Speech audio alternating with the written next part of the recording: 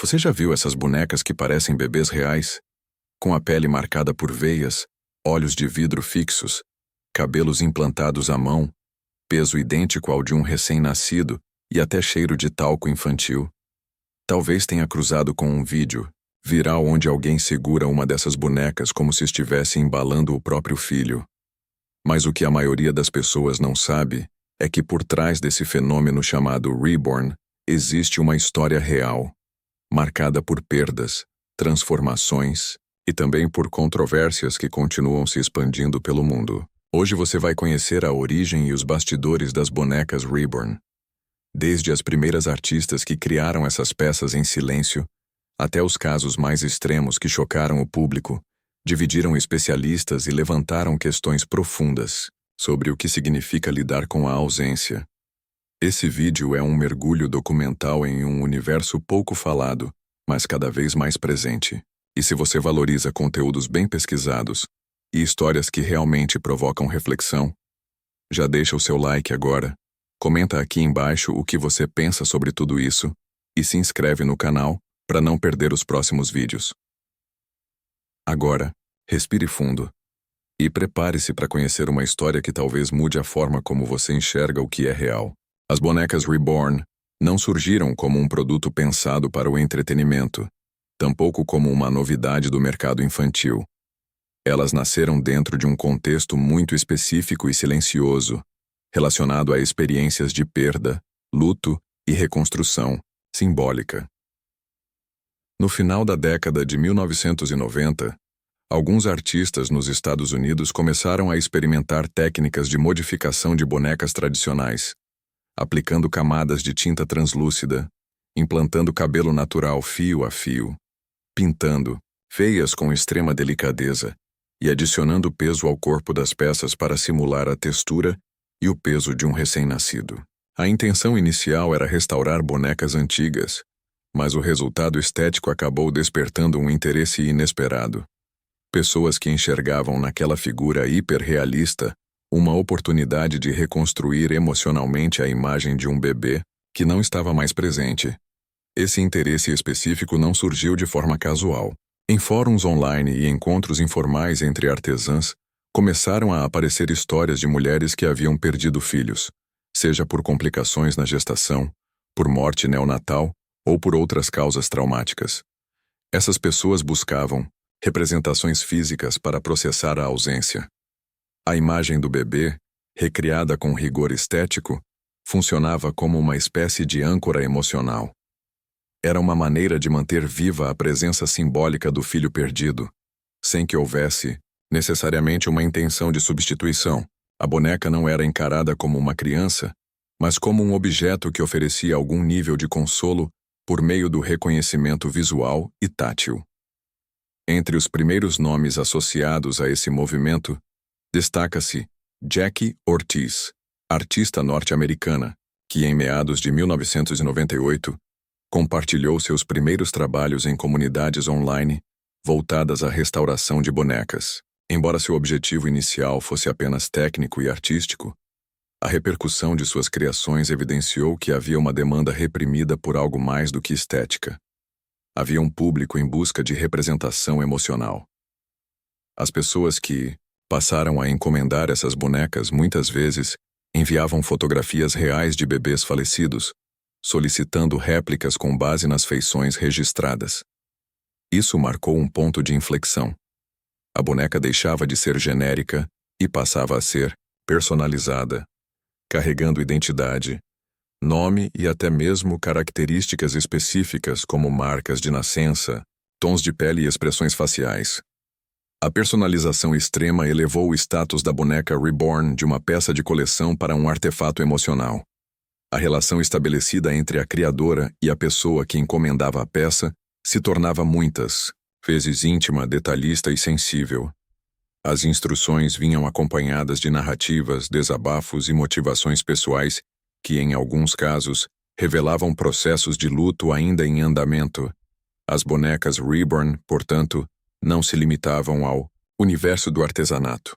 Elas passaram a ocupar um espaço que, até então, não existia no mercado tradicional. o de representações simbólicas de perdas que a sociedade nem sempre reconhecia ou sabia lidar.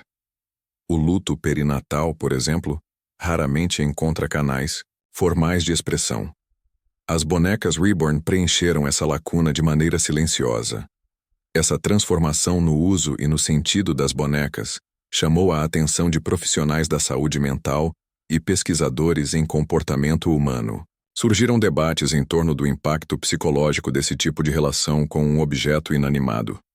Em contextos clínicos, houve quem considerasse o uso das Reborns uma forma válida de intervenção simbólica, especialmente para pessoas que não encontravam espaço para verbalizar suas emoções. Em outras perspectivas, levantaram-se preocupações quanto ao prolongamento do apego a uma figura que, apesar de realista, não possui vida nem reciprocidade. Havia o risco de que a boneca passasse de símbolo de elaboração emocional para instrumento de negação da realidade.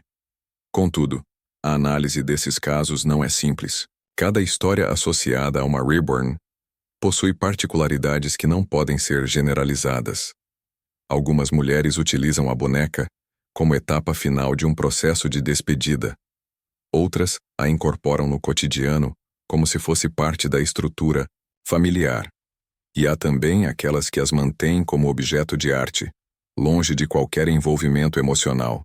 Essa multiplicidade de usos e significados impediu que o fenômeno fosse tratado de maneira homogênea. Até hoje, não existe consenso entre os profissionais sobre o impacto psicológico dessas peças, o que demonstra a complexidade do tema. É importante destacar que o surgimento das bonecas Reborn não foi um evento isolado ou fruto de uma única artista. Em paralelo aos trabalhos de Ortiz, surgiram outras artesãs como Angela Harris e Tamara Prosser, que também experimentavam técnicas de hiperrealismo em bonecas com diferentes finalidades. A internet desempenhou um papel fundamental nesse processo de disseminação. Fóruns especializados como o Dolphin e grupos de Yahoo permitiram que técnicas, imagens e relatos fossem compartilhados entre artistas e clientes em potencial. A partir dos anos 2000, esse intercâmbio se intensificou e consolidou uma comunidade crescente e internacional, marcada por um tipo de vínculo que ia além da compra e venda. Era um espaço onde a arte se misturava com histórias pessoais, muitas delas marcadas por perdas, traumas e afetos interrompidos. A partir desse ponto, o movimento começou a se estruturar informalmente.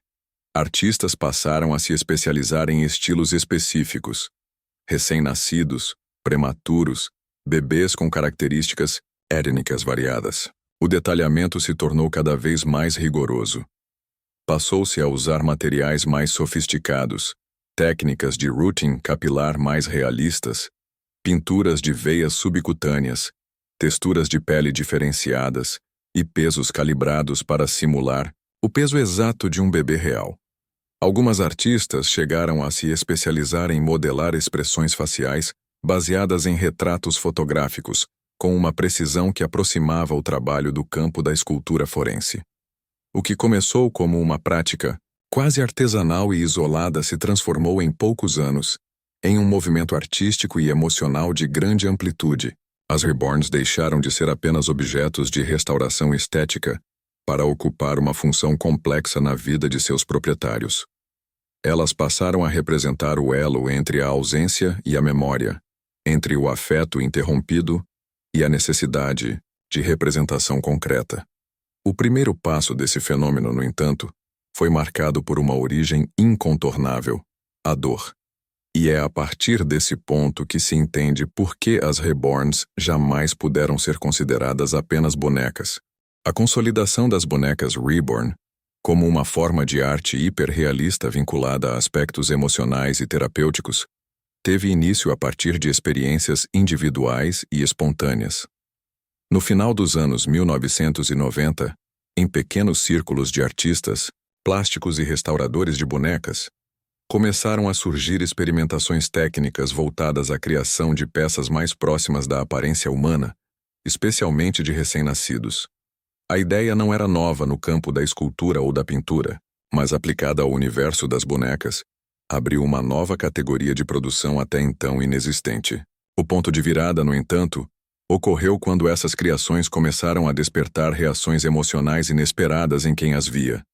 Reações que não estavam diretamente ligadas à estética, mas sim à identificação simbólica. Uma boneca que se parecia com um bebê real deixava de ser apenas um objeto, tornava-se, para algumas pessoas, uma representação emocional de algo que já havia sido vivido ou sonhado. Jackie Ortiz é um dos nomes mais frequentemente citados como uma das precursoras do que viria a ser o movimento Reborn, artista norte-americana, que atuava inicialmente na restauração de bonecas antigas.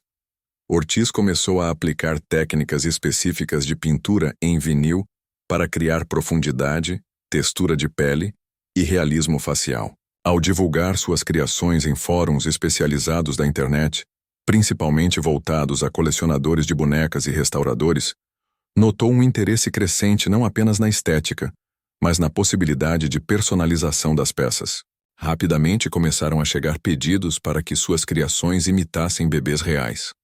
A partir desse momento, o processo deixou de ser apenas artístico e passou a incorporar um elemento simbólico mais profundo: a reconstrução visual e tátil de um bebê, com todos os detalhes que evocassem a presença física e emocional de uma criança de verdade.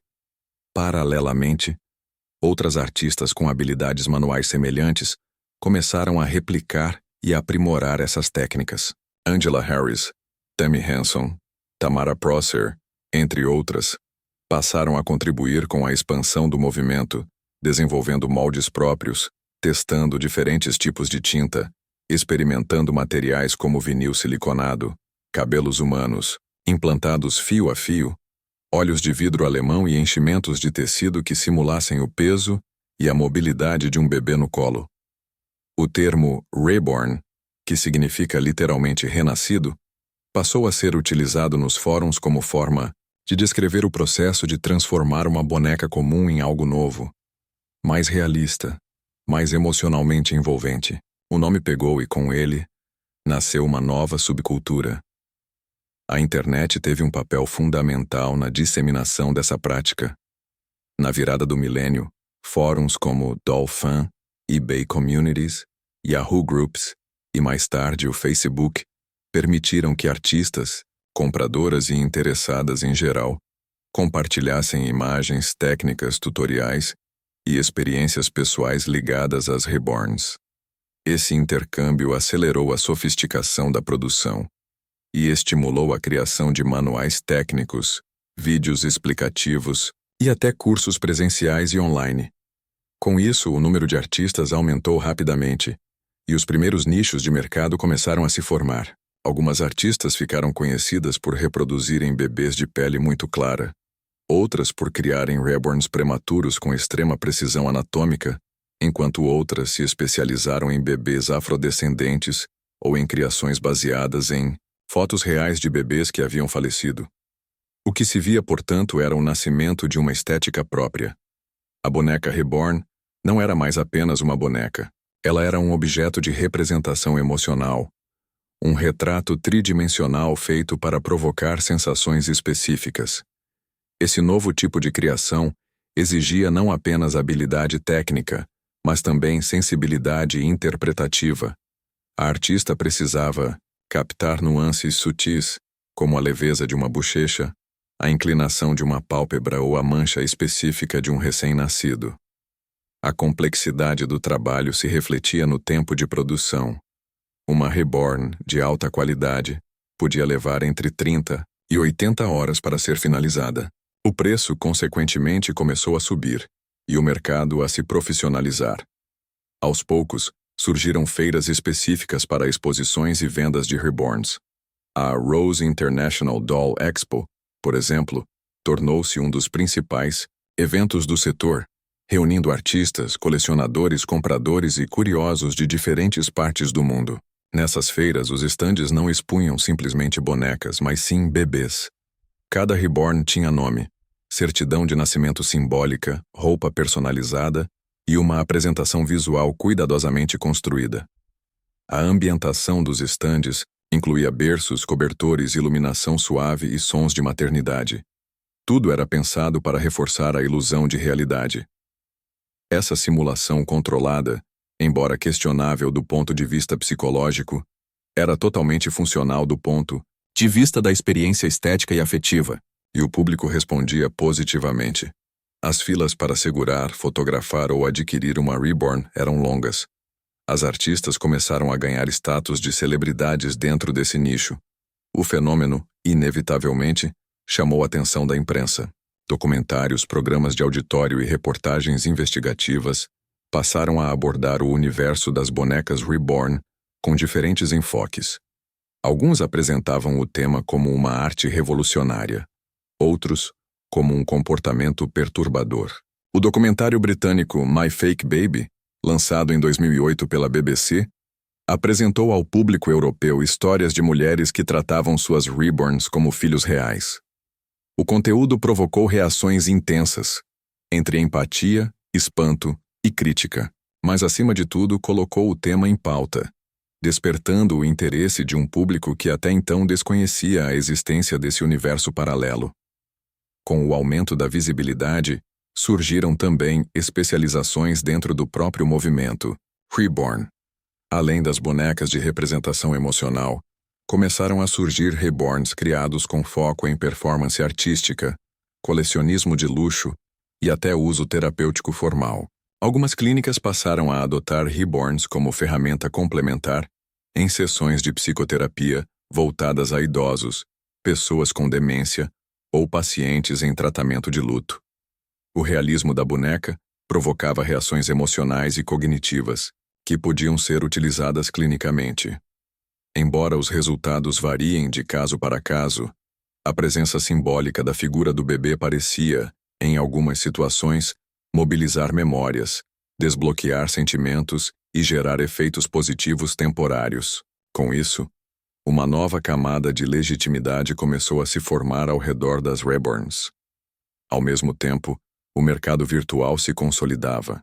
Plataformas como eBay e Etsy passaram a abrigar milhares de anúncios de Reborns, com preços que variavam de 100 a mais de $5.000, dependendo do nível de realismo, da artista envolvida, do tempo de produção e da personalização exigida.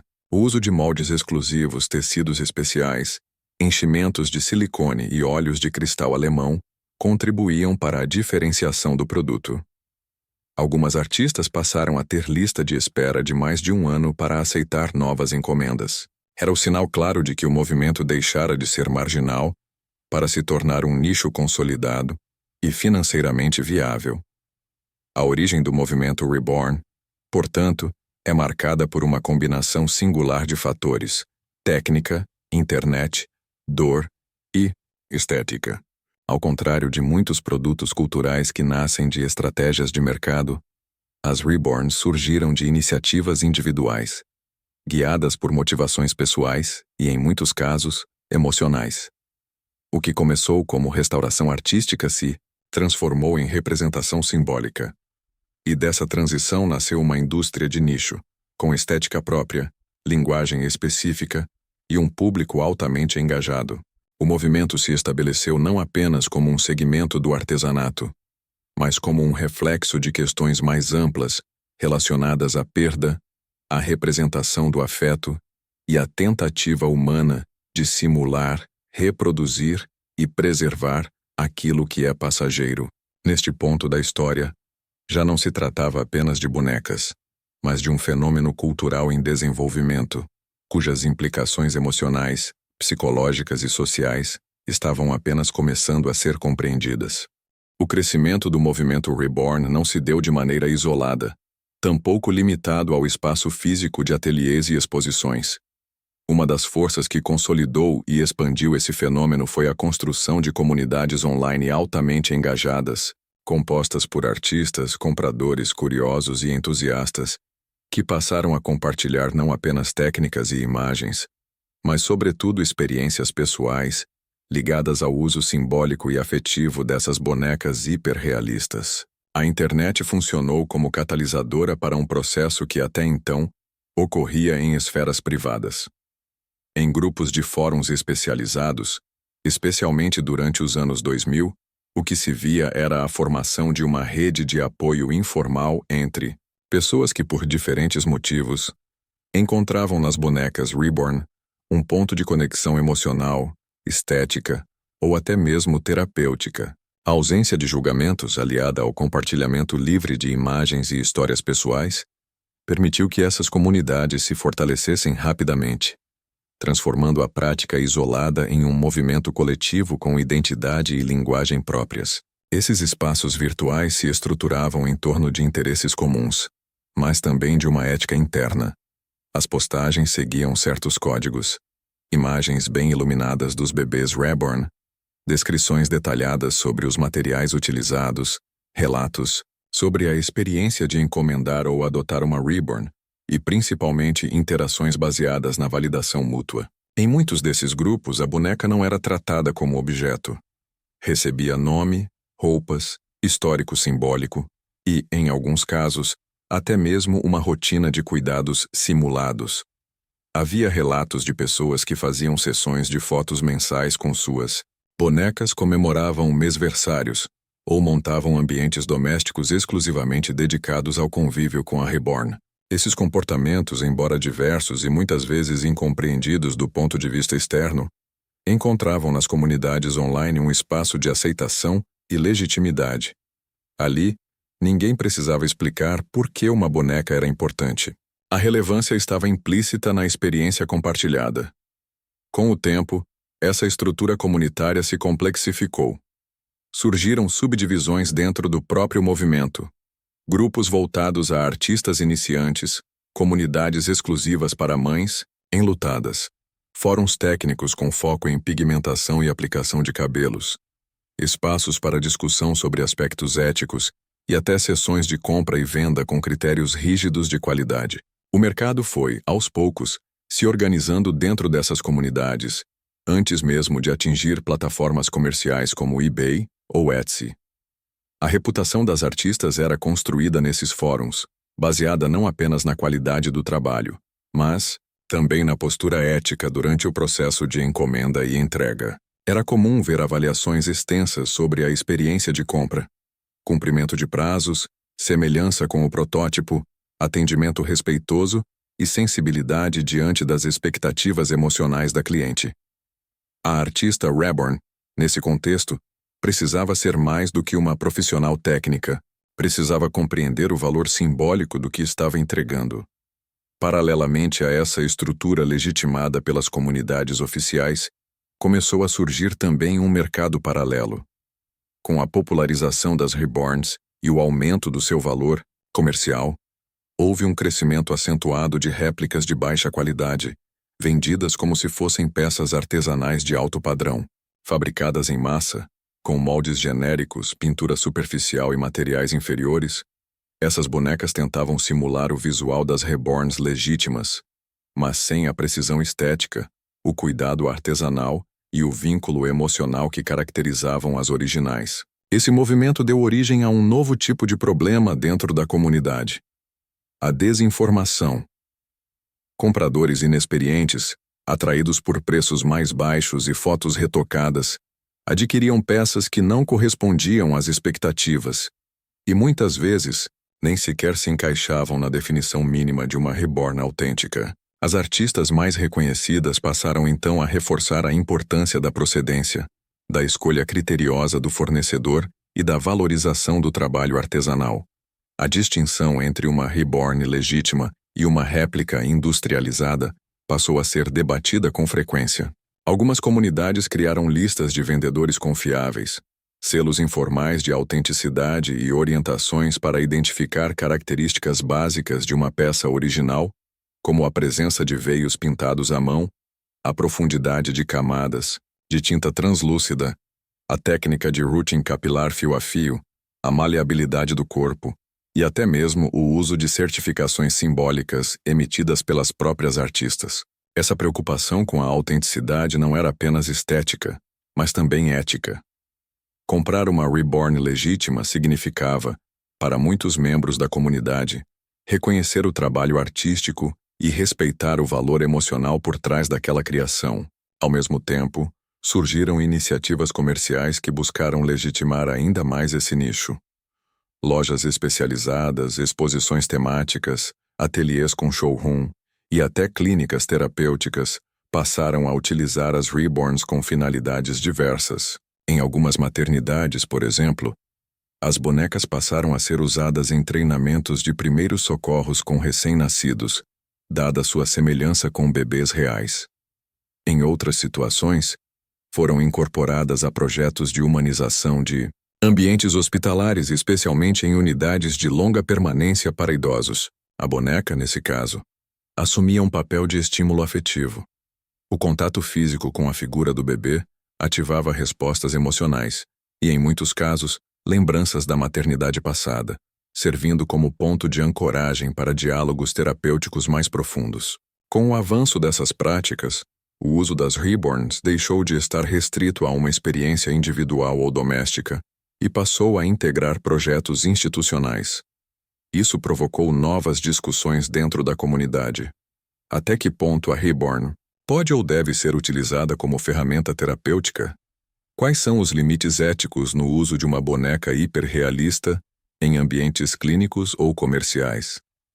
Essas perguntas ainda estão em aberto, e diferentes abordagens coexistem no cenário atual. Há quem defenda o uso com supervisão profissional, e há quem se oponha, afirmando que o valor simbólico da boneca Reborn se dissolve quando ela é tratada como instrumento ou produto de massa. Apesar dessas divergências, o que se consolidou foi uma comunidade estável, plural e internacional. As Reborns passaram a ser colecionadas, admiradas, comercializadas e, em muitos casos, experienciadas como se fossem extensões simbólicas de afetos que não encontraram expressão em outras formas.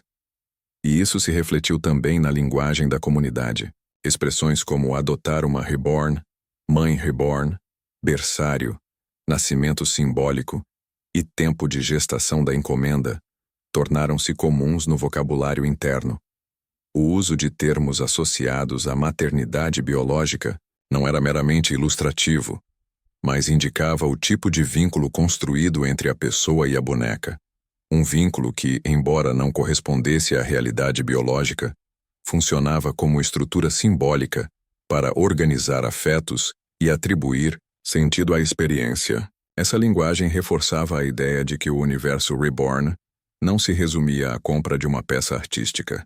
Ele envolvia pertencimento, ritual, expectativa e narrativa. As pessoas criavam histórias para suas bonecas, montavam cenários, elaboravam álbuns fotográficos e, em muitos casos, usavam as redes sociais para documentar a vida simbólica da Reborn.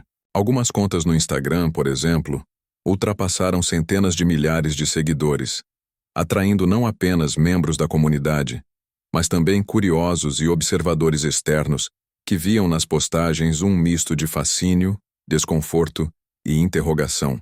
Essa exposição pública, por sua vez, provocou reações polarizadas. Enquanto algumas pessoas viam nas Reborns um exemplo sofisticado de arte e expressão emocional, outras as classificavam como bizarras, perturbadoras ou socialmente problemáticas. O debate se intensificou com a entrada de influenciadores digitais no segmento, que passaram a produzir vídeos de unboxing, cuidados diários com as bonecas e interações performáticas com seus seguidores. Essa dimensão performática, embora questionada por membros mais antigos da comunidade, ajudou a ampliar o alcance do movimento e a popularizar, ainda que de forma distorcida, o conceito de Reborn. Hoje, o universo das bonecas Reborn é composto por múltiplos segmentos. Artistas, colecionadores, terapeutas, curiosos, influenciadores e até fabricantes industriais que exploram o conceito sem manter o rigor técnico original. Essa pluralidade gerou, inevitavelmente, conflitos de identidade dentro da comunidade, mas também demonstrou a capacidade de adaptação e resiliência do movimento. Apesar das controvérsias, o núcleo permanece. A valorização da arte feita à mão, o respeito pelas histórias pessoais que cada boneca carrega e o reconhecimento de que, para muitas pessoas, as Reborns não são simples objetos decorativos, mas representações tangíveis de afetos que, por diversas razões, não puderam ser vividos plenamente na realidade. O crescimento do movimento Reborn ultrapassou as fronteiras dos ateliês e fóruns virtuais, ainda na primeira década dos anos 2000, à medida que a imprensa internacional, documentários e plataformas de venda passaram a dar visibilidade a um fenômeno até então restrito a pequenos grupos de entusiastas. O hiperrealismo das bonecas, combinado à forte carga simbólica que muitas pessoas projetavam sobre elas, chamou a atenção de produtoras, jornalistas e curiosos. O que antes era visto como uma subcultura artesanal passou a figurar em matérias de TV, capas de revistas e reportagens investigativas. Essa exposição teve dois efeitos simultâneos. Por um lado, consolidou a arte reborn como um nicho legítimo de mercado e expressão. Por outro, trouxe à tona histórias que despertaram debates públicos sobre os limites emocionais desse tipo de vínculo com objetos inanimados. Uma dessas histórias foi a de Jodie Miners, na Austrália, cujo caso se tornou símbolo de uma das facetas mais controversas do universo reborn. A história de Jodie foi revelada ao público em 2008, no documentário britânico My Fake Baby, produzido pela BBC.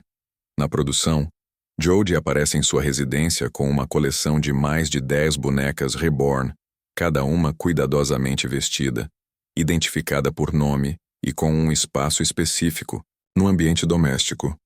Ao longo do documentário, ela é mostrada realizando tarefas rotineiras como dar mamadeira, trocar fraldas, colocar a boneca para dormir, conversar com ela e até levá-la para passear pelas ruas em um carrinho de bebê.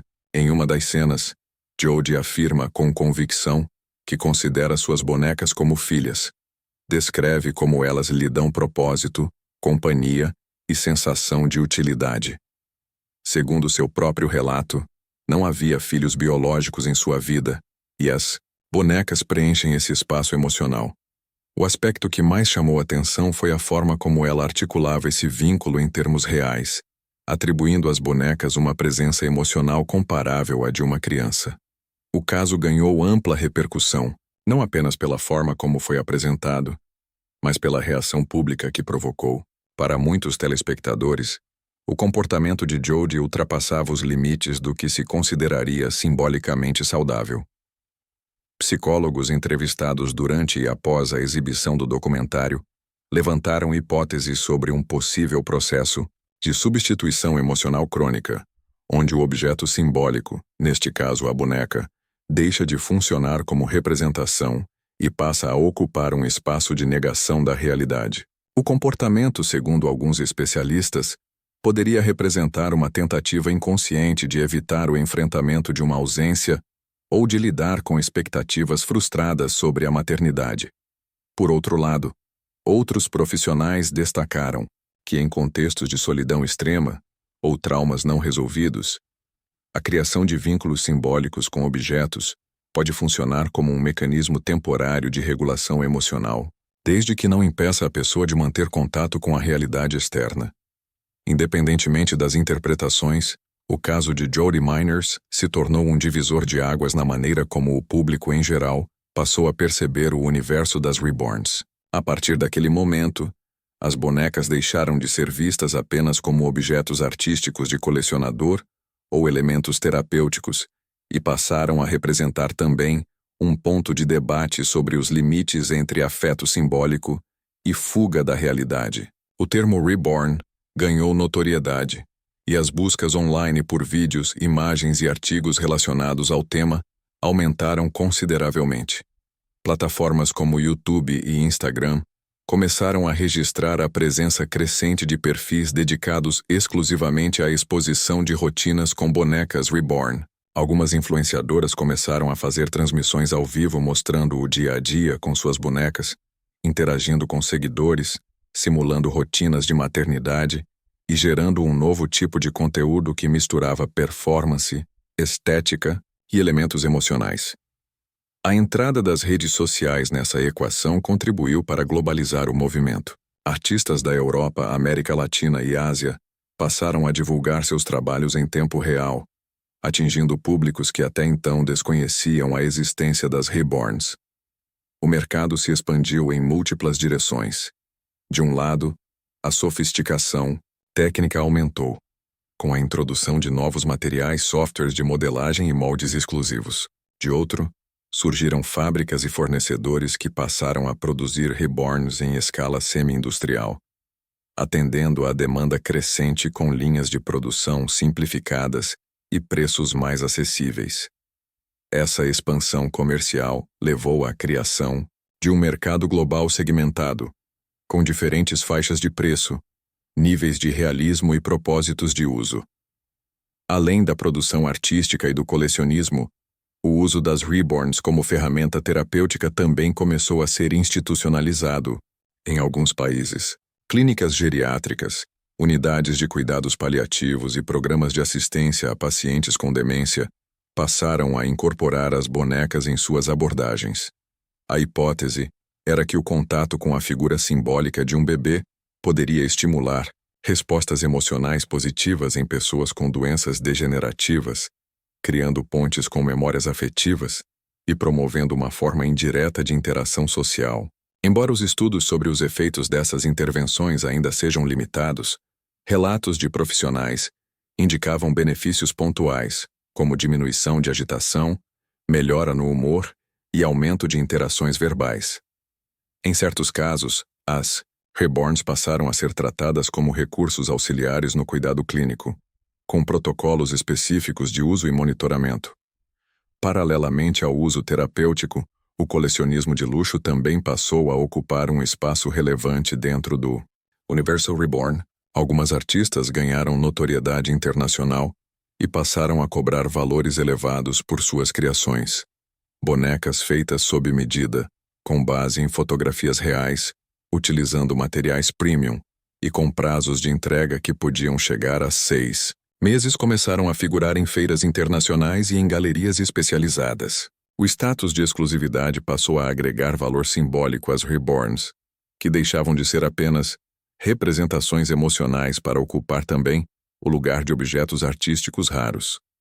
Certidões de autenticidade, assinaturas gravadas em partes internas da boneca e edições limitadas tornaram-se práticas comuns nesse segmento. O sucesso global das reborns, no entanto, trouxe também novos desafios. A popularização rápida do conceito levou à proliferação de falsificações, réplicas de baixa qualidade e empresas que utilizavam imagens de artistas legítimas para comercializar produtos genéricos. Plataformas como AliExpress, Amazon e Wish começaram a ser utilizadas para a venda em larga escala de bonecas que imitavam o visual reborn, mas sem o mesmo cuidado técnico ou propósito simbólico. Essa banalização comercial gerou reações negativas dentro da comunidade original, que passou a se mobilizar para preservar a integridade do movimento. Campanhas de conscientização foram lançadas para alertar compradores inexperientes sobre os riscos de adquirir peças falsificadas, e selos de autenticidade passaram a circular informalmente entre artistas profissionais. O contraste entre a intenção original do movimento e o uso midiático performático das reborns criou um espaço de ambiguidade. Por um lado, a visibilidade ampliava o alcance e a aceitação social da prática. Por outro, diluía os significados mais profundos que haviam motivado as primeiras criações. A figura do bebê reborn passou a ser explorada em conteúdos de entretenimento, vídeos de humor e até peças publicitárias, muitas vezes desconectadas das dimensões emocionais que tornavam essas bonecas tão singulares. Essa dualidade, entre arte e mercado, entre símbolo e produto, passou a ser um dos dilemas centrais do movimento. Mesmo assim, o movimento reborn permaneceu resiliente. Sua força não estava apenas no realismo estético das bonecas, mas na pluralidade de sentidos que elas podiam representar. Para alguns eram instrumentos terapêuticos, para outros, objetos de arte. Para muitos, representações simbólicas de algo perdido ou desejado. O caso de Jody Miners, nesse contexto, permanece como um marco. Não por representar uma regra, mas por evidenciar os extremos possíveis de um fenômeno complexo. Sua história continua sendo discutida, analisada e utilizada como exemplo nas conversas sobre o tema. E ao lado dela, outras histórias continuam surgindo, algumas igualmente inquietantes, outras mais discretas, mas todas revelando um aspecto fundamental da experiência humana: a busca por conexão, presença e sentido, mesmo que através de algo que não respira. O crescimento do movimento Reborn, acompanhado de sua exposição internacional e diversificação de usos, inevitavelmente gerou uma série de controvérsias.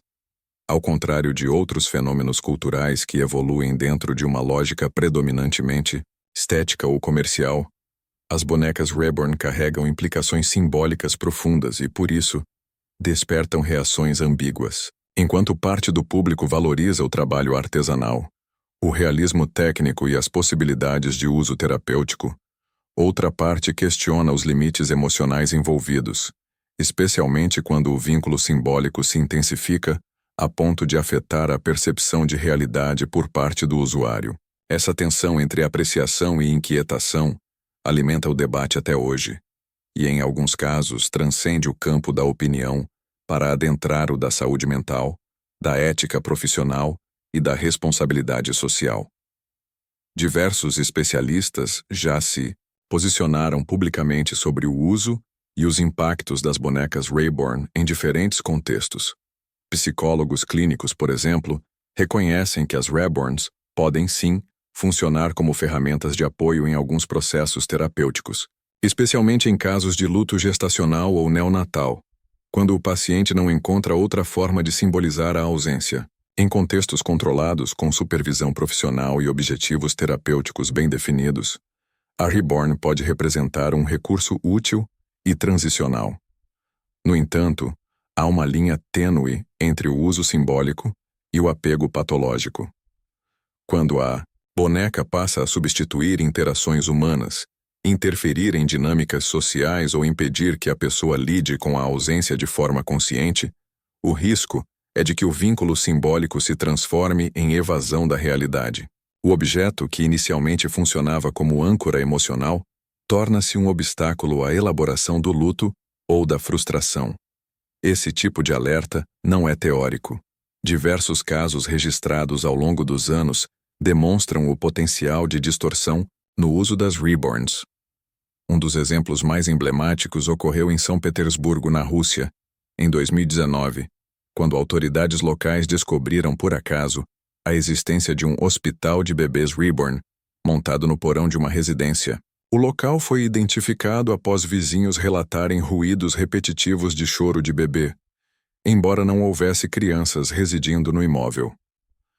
Ao chegarem ao local, os investigadores encontraram um ambiente meticulosamente montado para simular um hospital neonatal. Berçários organizados, incubadoras cenográficas, prateleiras com medicamentos falsos, luzes específicas, cheiro de talco infantil no ar e cerca de 30 bonecas Reborn, todas com nome, histórico clínico fictício, e roupas hospitalares personalizadas. Algumas estavam conectadas a equipamentos simulados, com cabos, sensores e etiquetas com números de prontuário. A responsável pelo espaço era uma mulher na faixa dos 40 anos, identificada como ex-enfermeira que havia enfrentado múltiplas gestações interrompidas ao longo da vida. Segundo relatórios posteriores divulgados pela imprensa russa, a mulher desenvolveu, de forma gradual, um comportamento ritualístico em torno das bonecas, que inicialmente comprava como colecionadora, mas que, com o tempo, passaram a ocupar um lugar cada vez mais central em sua rotina. De acordo com os laudos psicológicos anexados ao processo, ela manifestava sintomas compatíveis com transtorno de luto não elaborado e evitamento dissociativo. O hospital, na prática, funcionava como um cenário de reencenação simbólica, onde ela podia, de forma controlada e repetitiva, simular a experiência de cuidar, preservar e salvar vidas que na realidade haviam lhe sido tiradas. O caso provocou forte repercussão tanto na Rússia quanto em outros países, alimentando discussões sobre até que ponto o uso simbólico das Reborns pode ultrapassar o campo da funcionalidade emocional e entrar em uma zona de risco psicológico. Especialistas ouvidos por diferentes veículos concordaram que o caso era extremo, mas não exatamente isolado. Situações similares, ainda que em menor escala, haviam sido relatadas informalmente por artistas reborn que, em algumas ocasiões, recusaram encomendas de clientes com comportamento considerado instável ou com exigências que extrapolavam os limites aceitáveis de personalização, como pedidos para incluir cicatrizes específicas, cheiros corporais ou características relacionadas a perdas infantis não elaboradas. Esses casos demonstram que a relação com a boneca pode, sim, ultrapassar o campo simbólico e se tornar um mecanismo de fuga que se perpetua indefinidamente. Críticas também surgem em outros contextos. Alguns profissionais do campo da pedagogia e do desenvolvimento infantil, por exemplo, questionam o impacto de expor crianças muito pequenas a bonecas com nível extremo de realismo, especialmente quando associadas a práticas de simulação intensa por parte dos pais. Existem relatos de crianças que convivem com reborns desde muito cedo, absorvendo comportamentos como fingir alimentação, troca de fraldas e cuidados excessivos com a boneca. A crítica nesse caso não é dirigida à boneca em si, mas ao uso e à ausência de discernimento sobre o que está sendo representado. O risco, segundo esses especialistas, é de que a criança interprete de forma equivocada a função simbólica da boneca e, por falta de explicação, atribua a ela um grau de humanidade que pode gerar confusão na construção da realidade. Outras críticas apontam para o risco de trivialização do luto. A ideia de que uma boneca hiperrealista pode substituir ou suavizar a dor de perder um bebê é, para muitos profissionais da saúde, uma ilusão perigosa. O luto é um processo complexo, que exige enfrentamento, elaboração e tempo. Quando esse processo é interrompido ou desviado por um objeto simbólico que preenche a ausência de forma artificial, existe o risco de prolongar ou cristalizar a dor não elaborada. Embora o uso da reborn possa, em certos casos, representar uma etapa útil dentro de um acompanhamento profissional, seu uso isolado e descontextualizado pode agravar o sofrimento. Isso se torna ainda mais sensível quando há exploração comercial sobre essa dor, algo que infelizmente também existe no mercado paralelo. Na tentativa de lidar com essas ambiguidades, algumas artistas reborn passaram a adotar critérios mais rigorosos para aceitar encomendas personalizadas. Além de exigirem contratos que definem limites estéticos e prazos, algumas passaram a solicitar que o cliente preencha um formulário explicando suas motivações, histórico emocional e finalidade da boneca. Embora essa prática ainda não seja comum, representa um esforço da comunidade em reconhecer os riscos envolvidos e estabelecer uma conduta ética mínima. O desafio, no entanto, permanece. Como preservar a liberdade de criação e expressão sem ignorar os riscos de apropriação emocional desequilibrada? O caso do hospital de Reborns na Rússia é, até hoje, um exemplo emblemático de como um movimento com origem artesanal e intenção simbólica pode ser levado a extremos quando atravessado por experiências traumáticas não elaboradas. Ele expõe o que há de mais delicado nessa relação: o poder que um objeto simbólico tem de representar algo que a realidade negou, e, ao mesmo tempo, o risco de que esse mesmo objeto, quando não reconhecido como símbolo, passe a ser tratado como realidade substituta. A boneca deixa de ser uma imagem do que foi e passa a ser o que é, pelo menos dentro da narrativa interna de quem a manipula. Esse tipo de distorção não anula o valor do movimento reborn como um todo, mas impõe uma reflexão necessária. O crescimento, a popularização e a diversidade de usos das reborns exigem uma abordagem responsável por parte dos artistas, dos compradores, dos profissionais da saúde e da sociedade como um todo. É preciso reconhecer o valor simbólico sem romantizar a substituição.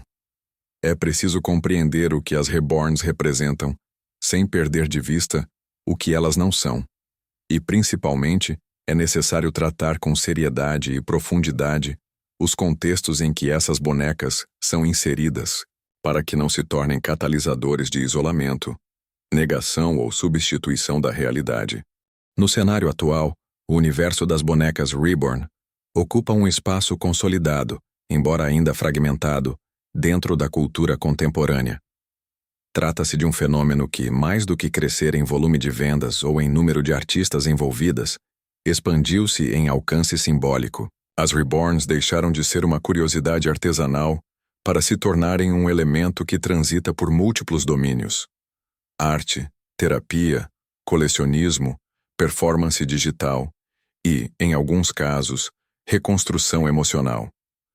Sua presença é registrada em feiras internacionais, clínicas especializadas, canais de influenciadores, exposições artísticas e marketplaces globais. Essa expansão, no entanto, não eliminou as contradições que as acompanham desde a origem. Ao contrário, ampliou a complexidade das discussões e evidenciou com mais clareza os riscos e potencialidades desse tipo de objeto simbólico. A popularização do tema, especialmente nas redes sociais, gerou uma nova camada de visibilidade para as Reborns, com implicações que vão além do conteúdo estético. Atualmente é possível encontrar milhares de vídeos no YouTube, TikTok e Instagram, mostrando o cotidiano de pessoas que cuidam de suas Reborns como se fossem crianças reais. Esses vídeos, que muitas vezes alcançam milhões de visualizações, mostram desde trocas de roupa e alimentação simulada, até simulações de partos, batizados e passeios públicos. Para quem observa de fora, o conteúdo pode causar estranhamento ou até parecer ficcional. Mas para quem produz, existe um roteiro emocional estruturado em torno da figura da boneca. A linha entre encenação performática e vínculo emocional é, em muitos casos, imperceptível. E é justamente essa ambiguidade que torna o fenômeno Reborn tão difícil de ser classificado. Enquanto isso, no campo terapêutico, algumas instituições seguem investindo na utilização das Reborns como recurso complementar, sobretudo no tratamento de pacientes com Alzheimer ou outras formas de demência. Nessas situações, as bonecas funcionam como gatilhos sensoriais e afetivos, capazes de mobilizar memórias que, por meio da linguagem, já não são acessíveis. Os relatos clínicos são em parte positivos. Pacientes que demonstravam apatia voltam a sorrir ao segurar uma Reborn no colo. Outros passam a verbalizar sentimentos que estavam há muito tempo silenciados. No entanto, a prática ainda é cercada de cuidado e crítica. A eficácia depende da dosagem, do contexto, da supervisão e da consciência clara de que o objeto em questão não possui vida, ainda que simule todos os seus sinais visuais. É essa consciência que, quando ausente, transforma uma ferramenta simbólica em um artefato de evasão. No mercado de luxo, as Reborns se tornaram itens de coleção disputados. Artistas consagradas chegam a vender peças por valores superiores a $5.000, com filas de espera que ultrapassam 1 ano. Nesses casos, o vínculo não é emocional, mas estético e exclusivo. A boneca é avaliada pela precisão técnica, pela originalidade do molde e pela assinatura da artista. São peças tratadas como esculturas contemporâneas, exibidas em vitrines, de vidro ou armazenadas em ambientes controlados. O status do colecionador está associado ao prestígio da artista e à raridade da peça.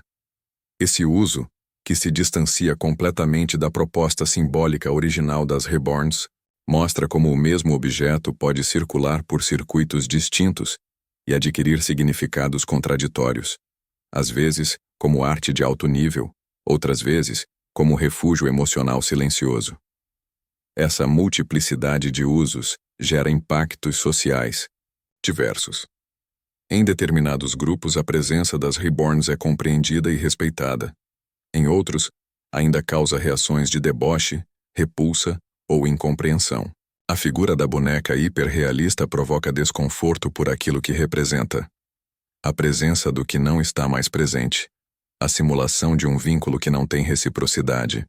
A materialização de um desejo que, por motivos diversos, não pôde ser realizado. E por trás disso tudo está a pergunta que continua sem resposta clara. Até que ponto é saudável projetar emoções humanas complexas em objetos inanimados que, por mais realistas que sejam, não devolvem, não reagem e não sentem? É nesse ponto que a reflexão se torna inevitável. Porque o debate sobre as reborns não é apenas sobre bonecas, é sobre como nós, seres humanos, lidamos com a ausência, com o afeto interrompido, com a perda e com o desejo de controle sobre aquilo que a vida levou. É sobre o impulso de fixar o que é transitório. É sobre a tentativa de segurar com as mãos aquilo que escapa pela natureza da existência. E nesse esforço acabamos criando substitutos. Réplicas simbólicas que nos oferecem a ilusão momentânea de que ainda é possível manter viva a presença de algo que já não respira. Talvez o que mais impressione nesse fenômeno não seja o realismo das bonecas, mas a nossa capacidade de nos vincularmos a elas com tamanha intensidade. A necessidade de atribuir vida a algo que não vive revela por si só o grau de vulnerabilidade emocional que muitas pessoas carregam silenciosamente. A reborn, nesse contexto, torna-se um espelho que reflete a dor não resolvida, o afeto interrompido, a maternidade frustrada, a solidão não admitida. E diante desse espelho, cada indivíduo reage de uma maneira. Alguns se emocionam, outros se incomodam, e há os que simplesmente não conseguem desviar o olhar. No entanto, há uma fronteira que precisa ser respeitada. Uma boneca, por mais bem feita que seja, por mais peso que tenha, por mais realismo que apresente, não é uma criança. Ela não possui vida, não possui consciência, não possui desenvolvimento, não oferece reciprocidade, e por mais que possa evocar sentimentos legítimos, não pode substituí-los. Permitir que emoções humanas se ancorem exclusivamente em objetos artificiais é um risco que, quando não reconhecido, pode se transformar em isolamento, dependência simbólica e dissociação da realidade. Por isso, a reflexão final não se dirige às bonecas em si, mas à nossa relação com elas. O que projetamos nelas? O que buscamos nelas? O que estamos evitando enfrentar ao nos apegar ao que não responde? A verdadeira questão talvez não seja se as reborns são boas ou ruins, mas o que elas dizem sobre nós, sobre nossa dificuldade em aceitar a perda, sobre nossa necessidade de controle, sobre nosso desejo de reviver o que já se foi, porque no fim, é preciso lembrar: só o que tem vida pode, de fato, nos transformar.